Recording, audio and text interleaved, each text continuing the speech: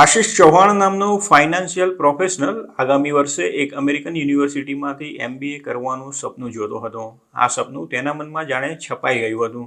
આ financial professional અભ્યાસ કર્યા બાદ અમેરિકામાં કામ કરવા ઈચ્છતો હતો, પરંતુ હાલમાં તેનું સપનું જાણે ધૂંધળું બની ગયું છે. અને તેનું કારણ છે અમેરિકામાં ચાલી રહેલો ઇમિગ્રેશનનો વિવાદ. હાલમાં અમેરિકામાં H-1B વિઝાને લઈને પ્રેસિડેન્ટ તરીકે ચૂંટાયેલા ડોનાલ્ડ ટ્રમ્પના સપોર્ટર્સમાં પણ બે ભાગલા પડી ગયા છે. એક ગ્રુપ તેનો વિરોધ કરી રહ્યું છે, જ્યારે એક ગ્રુપ તેનું સમર્થન કરી રહ્યું છે. જોકે H-1B વિઝાની અનિશ્ચિતતાને લઈને આ ફક્ત આશિષ ચૌહાણની જ નહીં, પરંતુ US જવાનું પ્લાનિંગ કરી રહેલા ઘણા ઇન્ડિયન સ્ટુડન્ટ્સનું ટેન્શન વધી ગયું છે. H-1B વિઝા પ્રોગ્રામ અમેરિકન કંપનીઓને ફોરેન સ્કિલ્ડ વર્કર્સને હાયર કરવાની મંજૂરી આપે છે. પોતાની પ્રથમ ટર્મમાં ડોનાલ્ડ ટ્રમ્પે H-1B વિઝાના નિયમોને સખ્ત બનાવ્યા હતા, પરંતુ આ વખતે તેમના સૂર બદલાયેલા જોવા મળી રહ્યા છે. તે H-1B વિઝાનું સમર્થન કરી રહ્યા છે. H-1B વિઝાનો ઇન્ડિયન્સને સૌથી વધુ ફાયદો થઈ રહ્યો છે અને 2023માં 72% વિઝા ઇન્ડિયન્સને મળ્યા હતા, જ્યારે 12% સાથે ચીન બીજા ક્રમે છે. મોટાભાગના H-1B visa holders science, technology, engineering અને મેથ્સમાં કામ કરે છે.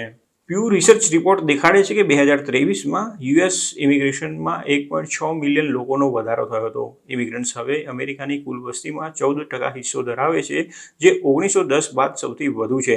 જ્યારે અમેરિકામાં મેક્સિકન બાદ ઇન્ડિયન્સ બીજું સૌથી મોટું ઇમિગ્રન્ટ ગ્રુપ છે. ઘણા અમેરિકનોમાં ચિંતા છે કે ઇમિગ્રેશનમાં સતત વધારાને કારણે તેમની નોકરીઓ છીનવાઈ જશે. આ ઉપરાંત અમેરિકામાં ઇન્ટરનેશનલ સ્ટુડન્ટ્સમાં પણ ભારતે ચીનને પાછળ રાખી દીધું છે. ઇન્ટરનેશનલ એજ્યુકેશનલ એક્સચેન્જ પરના લેટેસ્ટ ઓપન ડોર્સ રિપોર્ટ પ્રમાણે 2023-24માં અમેરિકામાં રેકોર્ડ 3,31,602 ઇન્ડિયન સ્ટુડન્ટ્સ હતા.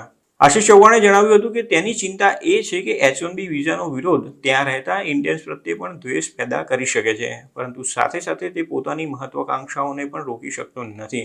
તેથી હવે તે વિચારી રહ્યો છે કે તેણે પોતાનું સપનું પૂરું કરવા માટે અમેરિકા જવું કે નહીં. બીજી તરફ ભલે ડોનાલ્ડ ટ્રમ્પ હાલમાં H-1B વિઝા પ્રોગ્રામનું સમર્થન કરી રહ્યા હોય, પરંતુ પોતાની પ્રથમ ટર્મમાં તેમણે 2017માં એક ઓર્ડર સાઇન કર્યો હતો, જેમાં H-1B વિઝા પરની સ્ક્રુટિનિટી વધારી દેવામાં આવી હતી, જેના કારણે 2018માં વિઝા રિજેક્શનનો રેટ 24% પર પહોંચી ગયો હતો, જે પ્રેસિડેન્ટ બરાક ઓબામાના સમયમાં 5થી 8% રહેતો હતો. કોર્નેલ લો સ્કૂલના ઇમિગ્રેશન સ્કોલર સ્ટેફન યેલ્લોહરે જણાવ્યું હતું કે ટ્રમ્પના પ્રથમ કાર્યકાળમાં H-1B વિઝાના નિયમો સખ્ત બનાવવામાં આવ્યા હતા, જેના કારણે રિજેક્શન રેટ વધી ગયો હતો અને વિઝા પ્રોસેસ પણ ધીમી પડી ગઈ હતી, જેના કારણે લોકોને વિઝા મેળવવામાં મુશ્કેલીઓનો સામનો કરવો પડ્યો હતો. જોકે બીજી ટર્મમાં આવું થશે કે નહીં તે હજુ સુધી સ્પષ્ટ નથી. ઇલોન મસ્ક જેવા કેટલાક લોકો H-1B વિઝામાં સુધારા કરવાની વાતો કરી રહ્યા છે, જ્યારે ટ્રમ્પના ઘણા સમર્થકો તમામ ઇમિગ્રેશન પર સખ્તાઈ અપનાવવાની હાકલ કરી રહ્યા છે. H-1B વિઝાના મોટા લાભાર્થીઓ ઇન્ડિયન્સ છે અને તેના કારણે જ અમેરિકામાં ઇન્ડિયન અમેરિકન સૌથી વધુ એજ્યુકેટેડ અને સૌથી વધુ કમાણી કરતું ઇમિગ્રન્ટ ગ્રુપ બની ગયું છે. આશિષ ચૌહાણનું કહેવું છે કે H-1B વિઝાના કારણે મોટી કમાણીની તક મળી રહે છે, અમેરિકામાં વધારે સેલરી મળે છે અને જે પરિવારનો પ્રથમ સભ્ય આવી પ્રોફેશનલ ક્વોલિફિકેશન્સ અને સેલરી મેળવે છે તેનાથી તેમનું જીવન બદલાઈ શકે છે. H-1B વિઝા પ્રત્યેનું સૌથી મોટું આકર્ષણ ભારત અને અમેરિકા વચ્ચેના સેલરી ગેપમાં છે. ભારતમાં એન્જિનિયરને મળતી સેલરી અને અમેરિકામાં એન્જિનિયરને મળતી સેલરીમાં ઘણો મોટો તફાવત છે, તેમ તેણે જણાવ્યું હતું. જોકે પ્રત્યેક ઇન્ડિયન H-1B વિઝા પ્રોગ્રામથી ખુશ નથી, કેમ કે ઘણા લોકો માટે H-1B પ્રોગ્રામ પરમેનન્ટ રેસિડેન્સી અથવા US ગ્રીન કાર્ડ માટે એક મહત્વાકાંક્ષી પાથવે છે, પરંતુ H-1B વિઝા એક ટેમ્પરરી વર્ક વિઝા છે અને તે વિઝા હોલ્ડર્સને 6 વર્ષ સુધી અમેરિકામાં રહેવા અને કામ કરવાની મંજૂરી આપે છે.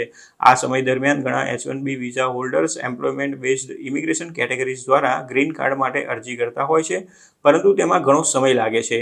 1 મિલિયનથી વધારે ઇન્ડિયન્સ હાલમાં એમ્પ્લોયમેન્ટ બેઝડ ગ્રીન કાર્ડ કેટેગરીની રાહ જોઈ રહ્યા છે, જેમાં ડિપેન્ડન્ટ્સ પણ સામેલ છે. ભારતમાં AIની મદદથી એજ્યુકેશન અને જોબ્સ માટે ગ્લોબલી વિઝા ઓપ્શન શોધવામાં મદદ કરતી એક કંપની ચલાવી રહેલા અટલ અગ્રવાલે જણાવ્યું હતું કે ગ્રીન કાર્ડ મેળવવામાં દાયકાઓનું વેઇટિંગ છે.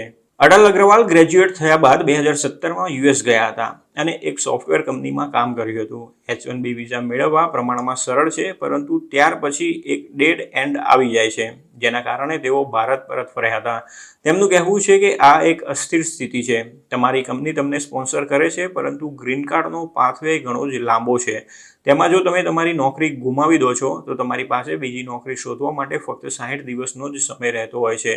જો તેઓ આટલા દિવસમાં જોબ નથી શોધી શકતા તો તેમને ભારત પાછા ફરવું પડે છે. તેથી અટલ અગ્રવાલનું કહેવું છે કે મેરિટના આધારે જે લોકો અમેરિકા જાય છે તેમને 4 થી 5 વર્ષની અંદર જ ગ્રીન કાર્ડ પાથવે મળી જવો જોઈએ. બીજી તરફ અમેરિકામાં ઘણા લોકો માને છે કે H-1B વિઝા પ્રોગ્રામ ખામીયુક્ત છે. તેનો ઘણી કંપનીઓ વ્યાપક છેતરપિંડી અને દુરુપયોગ કરે છે. ખાસ કરીને મોટી ભારતીય આઈટી કંપનીઓ તેનો સૌથી વધુ દુરુપયોગ કરે છે. ઓક્ટોબરમાં યુએસની એક કોર્ટે કોગ્નિઝન્ટને 2013 અને 2022 દરમિયાન 2000થી વધુ નોન ઇન્ડિયન વર્કર્સ સાથે ભેદભાવ કરવા બદલ દોષિત ઠેરવી હતી. ગત સપ્તાહે ન્યૂયોર્ક ટાઈમ્સના ફરહા સ્ટોકમેને લખ્યું હતું કે એક દાયકાથી વધુ સમયથી ટેક ઇન્ડસ્ટ્રીમાં કામ કરતા અમેરિકનોને સિસ્ટેમેટિકલી છૂટા કરવામાં આવ્યા છે અને તેમના સ્થાને H-1B વિઝા હોલ્ડર્સની ભરતી કરવામાં આવી છે. ટ્રમ્પ આ મહિનાના અંતમાં પ્રમુખ પદ માટેના શપથ લેવાની તૈયારી કરી રહ્યા છે. તેથી ભારત H-1B વિઝા પ્રોગ્રામ સુરક્ષિત રહે તે સુનિશ્ચિત કરવા માટે કામ કરી રહ્યું છે. ભારતના વિદેશ મંત્રાલયના પ્રવક્તા રણધીર જયસ્વાલે તાજેતરમાં જણાવ્યું હતું કે બંને દેશો મજબૂત અને વધતી જતી આર્થિક અને ટેકનોલોજીકલ ભાગીદારી ધરાવે છે અને સ્કિલ્ડ પ્રોફેશનલ્સની મોબિલિટી આ સંબંધનું એક મહત્વપૂર્ણ ઘટક છે.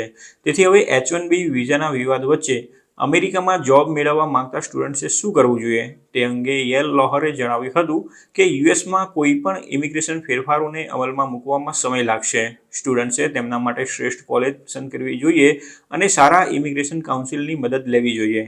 હાલ પૂરતું અમેરિકામાં રાજકીય ઉથલપાથલ હોવા છતાં H-1B વિઝામાં ભારતીયોને રસ અડગ રહ્યો છે અને સ્ટુડન્ટ્સ અમેરિકન ડ્રીમ સાકાર કરવા માટે મક્કમ છે.